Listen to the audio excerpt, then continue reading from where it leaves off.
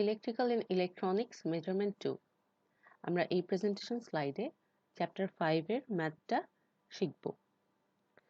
অধ্যায় 5 এটার একটা খুব ইম্পর্টেন্ট ম্যাথ হচ্ছে হুইটস্টোন ব্রিজে গ্যালভানোমিটারের ভিতর দিয়ে কি পরিমাণ কারেন্ট প্রবাহিত হচ্ছে সেটার পরিমাপ করা। তো এই ম্যাথটা খুব ইম্পর্টেন্ট একটা ম্যাথ। এই স্লাইডে বা এই প্রেজেন্টেশনে আমরা এই ম্যাথটা সম্পর্কে শিখব। আচ্ছা, প্রশ্নটা দেখি। প্রশ্নটা কিছুটা এরকম আসে যে হুইটস্টোন ব্রিজের 4 বাহু রোধ যথাক্রমে AB 100 ohm, BC 20 ohm, CD 10 ohm এবং ডিএ 60 ওহম দেওয়া আছে। বি ও ডি বিন্দুতে একটি 25 ওহমের গ্যালভানোমিটার সংযুক্ত করা আছে। এ ও সি বিন্দুতে 15 ভোল্টের সরবরাহ দিলে গ্যালভানোমিটার দিয়ে কি পরিমাণের কারেন্ট প্রবাহিত হবে। তো আমাদের প্রশ্নটা আসলে এইটাই আসবে, কোনো সার্কিট আসবে না। এই 3 লাইনের এই প্রশ্ন দেখে আমাদের প্রথমে সার্কিটটা আঁকতে হবে, তারপরে সার্কিটের কারেন্টটা ড্র করতে হবে, তারপরে বাকি অঙ্কের হিসাব করতে হবে। তো প্রথম স্টেপটা যেটা আমরা মনে রাখবো সেটা হচ্ছে এই কোয়েশ্চেনটা আসলেই আমাদের এই রকম কিছু একটা চিত্র আঁকতে হবে। এই চিত্রটা মনে রাখি, এটা একটা গ্যালভানোমিটারের একটা হুইটস্টোন ব্রিজের চিত্র, যার ভিতরে একটা গ্যালভানোমিটার সংযুক্ত আছে। তো এই চিত্রটা যদি আঁকি, আঁকার পরে এটাকে একটু নামকরণ করি। নামকরণ করা হলো এ প্রান্ত, বি প্রান্ত, সি এবং ডি, আর সাপ্লাইকে ধরা হচ্ছে ই। তাহলে এখন এই নামকরণ অনুযায়ী আমরা কোয়েশ্চেনে রেজিস্ট্যান্সের মানগুলো বসায় দিই। বলা আছে যে হুইটস্টোন ব্রিজের 4 বাহু রোধ। 4 বাহু হচ্ছে এইটা একটা বাহু, এটা একটা বাহু, এটা একটা বাহু আর এটা আরেকটা বাহু। রোধ যথাক্রমে দেওয়া আছে এ বি 100 ওহম। এ এবং বি এর মাঝে যে রেজিস্ট্যান্স ওটার ভ্যালু হবে 100 ওহম। তেমন আছে বি এবং সি, বিসি হচ্ছে 20 ওহম, অর্থাৎ বি এবং সি এর মাঝে রেজিস্ট্যান্স এর ভ্যালু হবে 20 ওহম। সি এবং ডি এর মাঝে হচ্ছে 10 ওহম। সি এবং ডি এর ভিতরে যে রেজিস্ট্যান্স ওটা হচ্ছে 10 ওহম। ডি এবং এ তে আছে 60 ওহম। ডি এবং এ অথবা এ এবং ডি যেটাই হোক, এটার ভিতরে আছে 60 ওহম রেজিস্ট্যান্স। বি ও ডি বিন্দুতে একটি 25 ওহমের গ্যালভানোমিটার সংযুক্ত করা আছে। তাহলে বি বিন্দু এইটা আর ডি বিন্দু এইটা, এটার মাঝে সংযুক্ত করা আছে একটা গ্যালভানোমিটার যেটা রেজিস্ট্যান্স 25 ওহম। এ ও সি বিন্দুতে আছে 15 ভোল্টের সরবরাহ। তাহলে এ বিন্দু এটা এবং সি বিন্দু এটা, এই দুটো কানেক্ট করে দেওয়া আছে একটা 15 ভোল্টের সাপ্লাই। কোয়েশ্চেন হচ্ছে গ্যালভানোমিটারের ভিতর দিয়ে কি পরিমাণ কারেন্ট প্রবাহিত হবে, অর্থাৎ এইটার ভিতর দিয়ে, অর্থাৎ মাঝের এই বাহুটার ভিতর দিয়ে কত পরিমাণের কারেন্ট প্রবাহ হবে, এটাই আমাদের প্রশ্ন। এখন কারেন্ট চেয়েছে, কিন্তু আমাদের এখানে চিত্রে কারেন্ট দেওয়া নাই, আমাদের কারেন্টটা আঁকতে হবে। তাহলে থার্ড চিত্রতে আসি। থার্ড চিত্রে কিছুটা কারেন্টের ডিরেকশন দিয়ে একটা চিত্র আঁকা হলো। দেখো, সাপ্লাইয়ে আমরা জানি নেগেটিভ থেকে পজিটিভের দিক থেকে কারেন্ট প্রবাহ হয়। তাহলে এখানেও একটা সাপ্লাই আছে, অর্থাৎ এখান থেকে মূল কারেন্টটা পাস হবে। তাহলে সেই অনুপাতেই কারেন্টের দিকটা দেখো পাস হচ্ছে, এবং পাস হয়ে এই প্রান্ত থেকে কারেন্ট এসে এ বিন্দুতে এই জয়েন্টে এসে কারেন্ট দুই ভাগে ভাগ হয়ে যাবে। তো মূল কারেন্টের নাম দেওয়া হলো আই। এই এ বিন্দুতে জয়েন্টে 100 ওহমের ভিতর দিয়ে যে কারেন্টটা যাচ্ছে সেটার নাম দিলাম I1। 60 ওহমের ভিতর দিয়ে যাচ্ছে I2। এই বি বিন্দুতে এসে আবার I1 দুটো পথ দেখবে, একটা 20 ওহমের ভিতর দিয়ে যাবে, একটা গ্যালভানোমিটার অর্থাৎ 25 ওহমের ভিতর দিয়ে যাবে। তাহলে 20 ওহমের ভিতর দিয়ে যেটা যাচ্ছে তার নাম দিলাম I3। গ্যালভানোমিটারের ভিতর দিয়ে যেটা যাচ্ছে সেটার নাম দিচ্ছি IG। এবার এই I2টা যেতে যেতে দেখবে এখানে একটা জয়েন্ট, এবং দেখতেছে আইজিটাও আসতেছে, অর্থাৎ I2টা আইজির ভিতরে যেতে পারবে না, অর্থাৎ তাকে I4 এর পথ দিয়ে যেতে হবে। যাওয়ার পরে I4 এবং I3 জয়েন্ট হলো সি তে, এবং এই সি বিন্দু থেকে কারেন্টটা আবার আই এ পরিণত হবে, সেই আইটা আবার সেই সাপ্লাইয়ের ভিতর দিয়ে পাস করবে। তাহলে আমাদের মূল চিত্রতে যেহেতু কারেন্ট দেওয়া থাকবে না, কারেন্টটা আমাদের এঁকে নিতে হবে। কারেন্টের দিকগুলা গ্যালভানোমিটারের এই ম্যাথের জন্য সব সময় সেম হবে, তাই আমাদের মনে রাখতে হবে কারেন্টের দিকগুলো।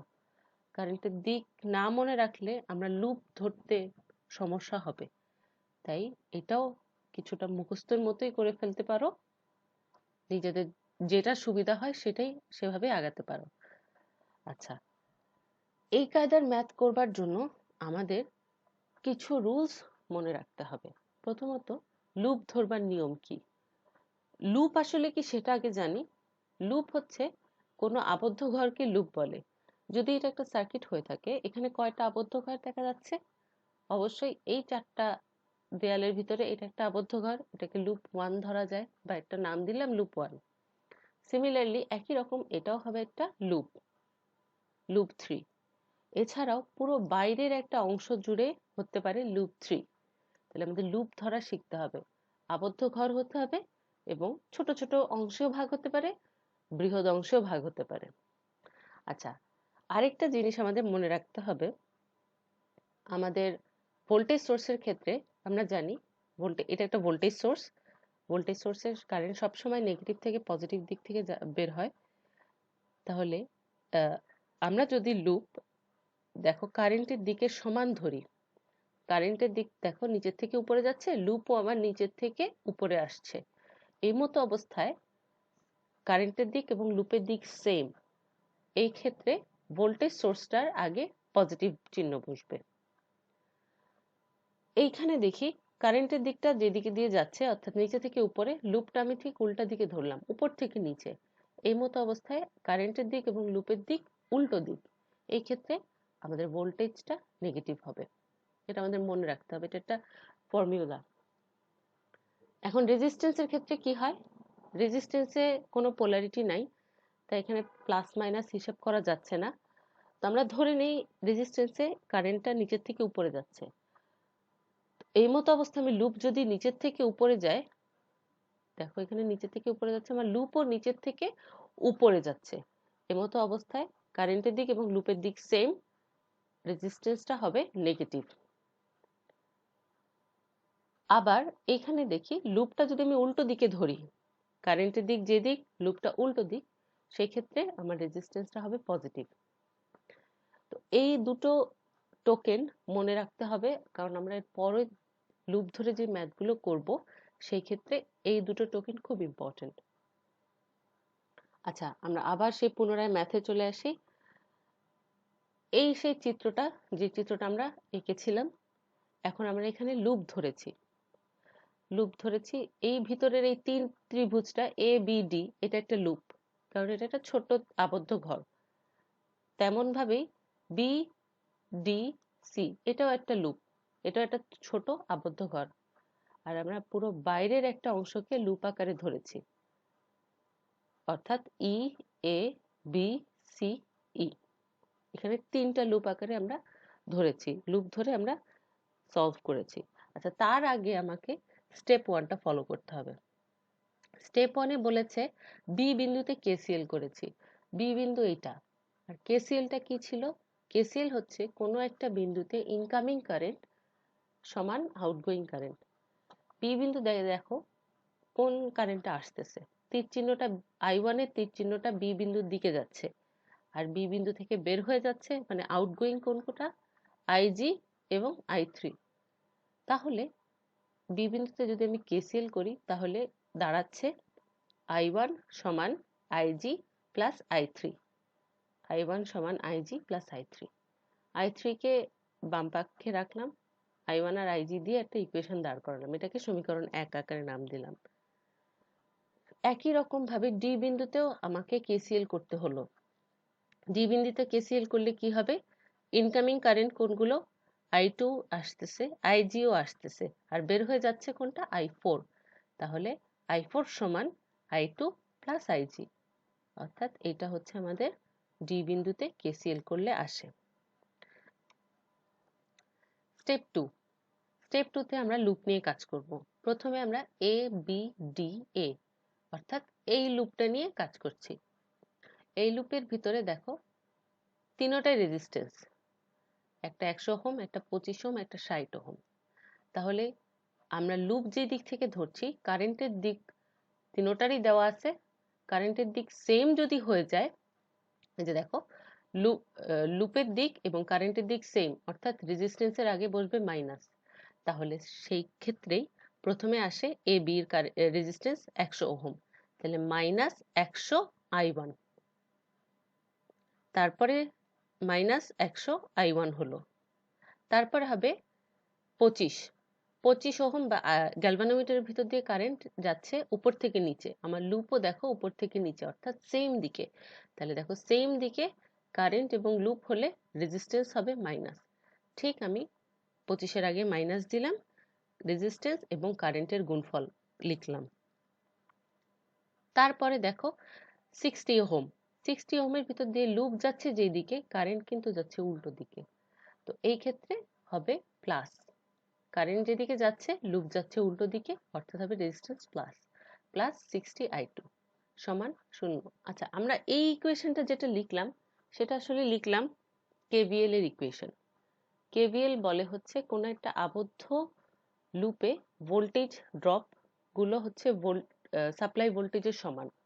তো এখানে তো কোনো সাপ্লাই নেই, সাপ্লাই না থাকার কারণে কারেন্টের দিক অনুযায়ী হচ্ছে আমাকে হিসাব করতে হচ্ছে, আর রেজিস্ট্যান্সের সাথে এ কারণে কারেন্ট গুণ দিচ্ছি যেন জিনিসটা ভোল্টেজ আকারে রূপ নেয়, কারণ আমাদের ওহম বলে V is equal to IR।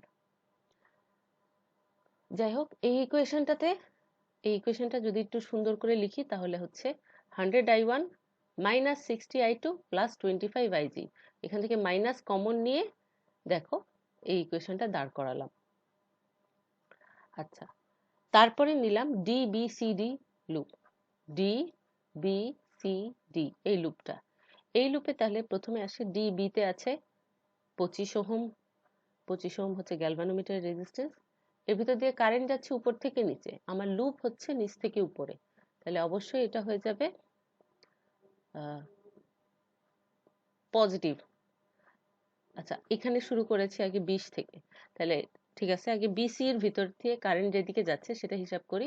BC এর ভিতরে কারেন্ট যাচ্ছে উপর থেকে নিচে, আমার লুপও দেখো উপর থেকে নিচে সেম দিক হয়ে যাচ্ছে, সেম দিক হয়ে যাবার কারণে এখানে আগে শুরু করেছি মাইনাস, মাইনাস 20, কারেন্ট যাচ্ছে I3, অর্থাৎ I3 সাথে গুণ, তারপরে হচ্ছে সি ডি এবং সি এর ভিতরে রেজিস্ট্যান্স 10 ওহম, এর ভিতরে কারেন্ট যাচ্ছে I4 নিচ থেকে উপরে, কিন্তু আমার লুপ আসতেছে উপর থেকে নিচে, অর্থাৎ এটা উল্টো দিকে যাচ্ছে, উল্টো দিকে হয়ে যাওয়ার কারণে এখানে পজিটিভ চিহ্ন বসলো 10I4।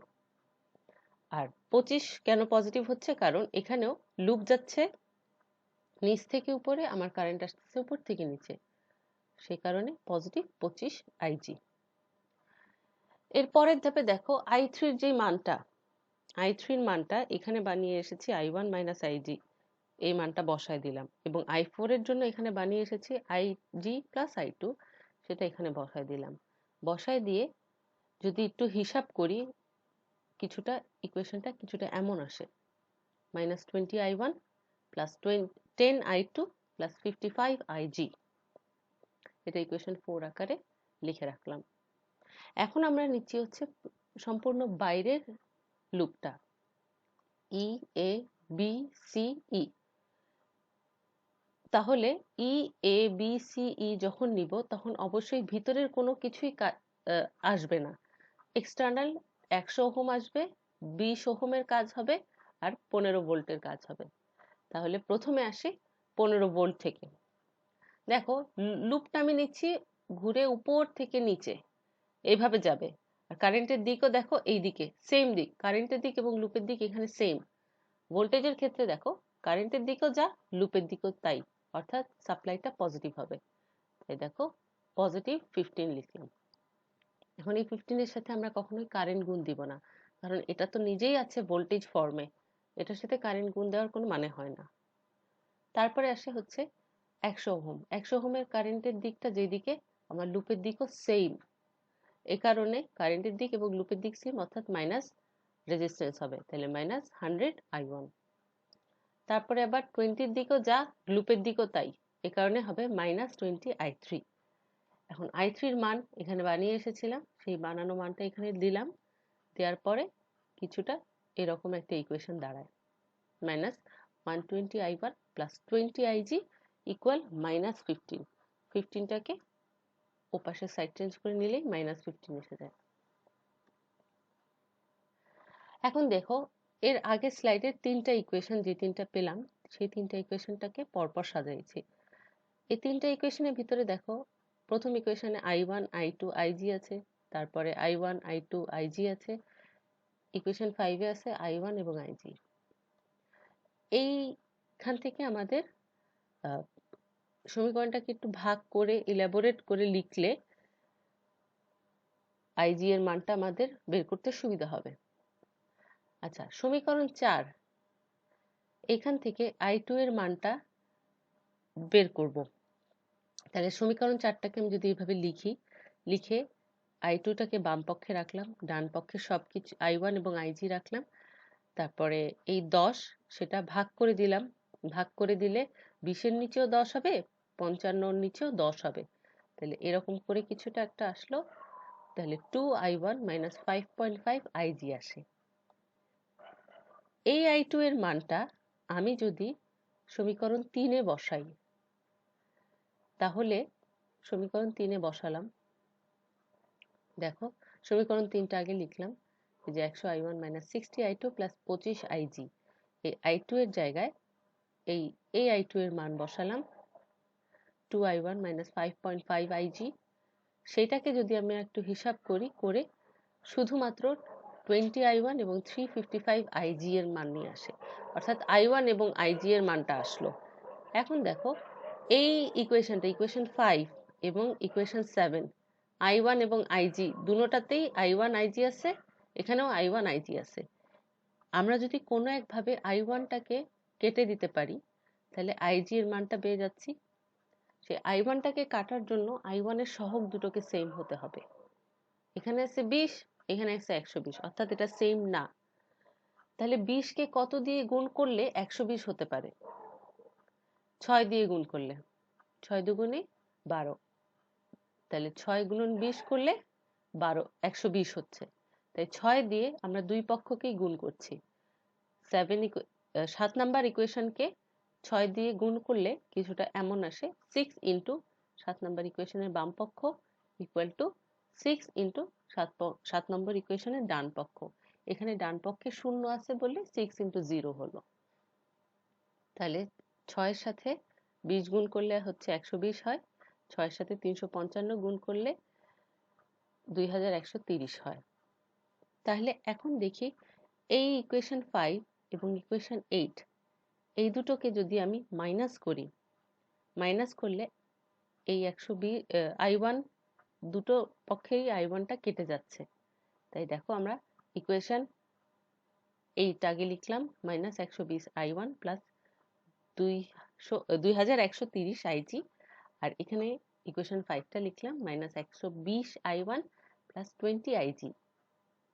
এটাকে যদি মাইনাস করি তাহলে এই চিহ্নটা প্লাস হয়ে যাবে, এই চিহ্নটা মাইনাস হয়ে যাবে, আর এখানে প্লাস হয়ে যাবে। এই তাহলে i1টা কেটে যায়, এই দুটো মাইনাস হয়ে যাবার কারণে 2110 ig আসে এবং এটা পজিটিভ 15 আসে। এখান থেকে ig সমান লেখা যায় 15 ভাগ 2110, অর্থাৎ 7.10 মিলি অ্যাম্পিয়ার, যেটাই আমার গ্যালভানোমিটারের কারেন্ট। এটাই আমার গ্যালভানোমিটারের কারেন্ট এবং এটাই আমার পরীক্ষা হলে চেয়েছে। আমাদের এই অঙ্কটা ক্যালকুলেটরেও করা যায়, কিন্তু আমরা ক্যালকুলেটরে করলে ম্যাথের মার্কস কমে যেতেও পারে, টিচার সাপেক্ষে ম্যাথের মার্কস কম দিতেও পারে। তো আমরা চেষ্টা করব ম্যাথটাকে এভাবে ভেঙে ভেঙে করতে। আমি যেই প্রসেসে যতটা ইকুয়েশন ধরে করলাম, তোমরাও ঠিক সেই পরিমাণ প্রসেসে অতটা ইকুয়েশন ধরে প্র্যাকটিস করতে থাকো, আশা করি তোমরাও পারবে।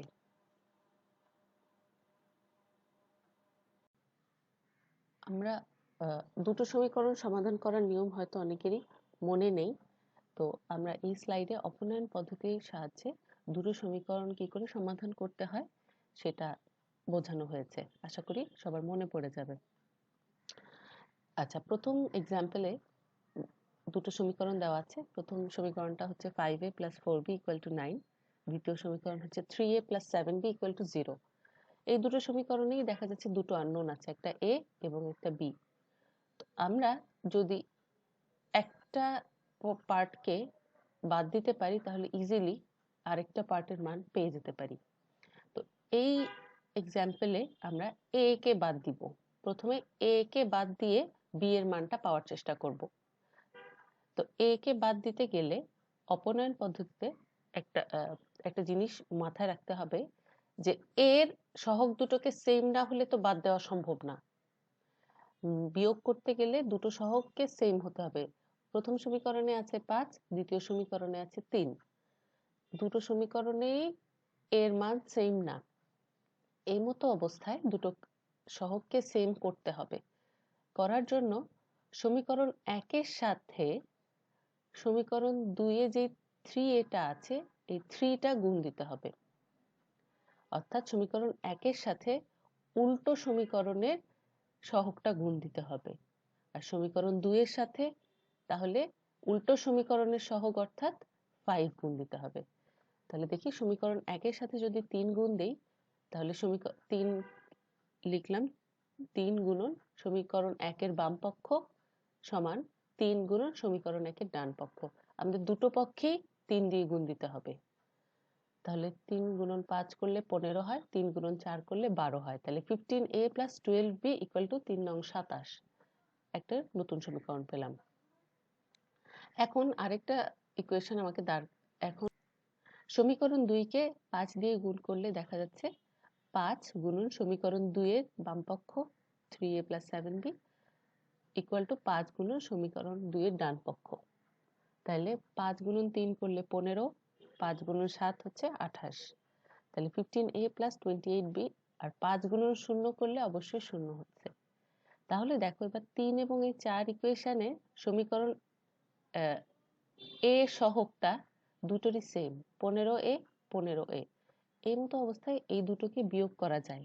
বিয়োগ করলে a পার্টটা কেটে যাচ্ছে।